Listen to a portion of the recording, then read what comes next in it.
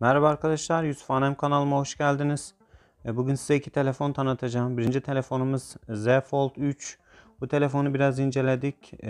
Katlanır bir telefon. Güzel, tasarımı biraz farklı olmuş. Fiyatı gayet yüksek bir telefon. Yaklaşık 20 ile 22 bin arasında değişiyor.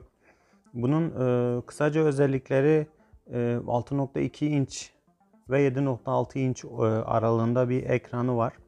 512 ve 256 GB'lık hafızaya sahip çeşitleri var. Ondan sonra ana kamerası 12 megapiksel, kapak kamerası ise 10 megapiksel şeklinde. Bataryası ise 4400 miliamper büyüklüğünde.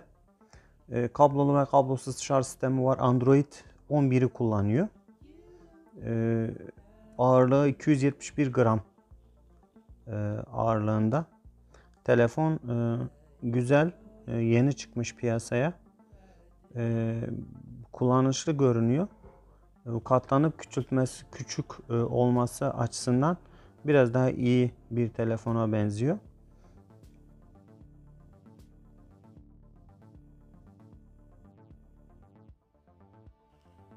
Bu da ikinci telefonumuz Galaxy Z Flip 3.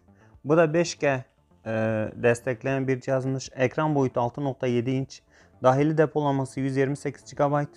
Belleği 8 GB. Batarya kapasitesi 3300. Biraz küçük miliamperlik. Tek hat kullanılıyor. Hızlı şarj özelliği var. 5G ve 4.5G destekliyor. Diğer telefona göre biraz daha küçük, pratik.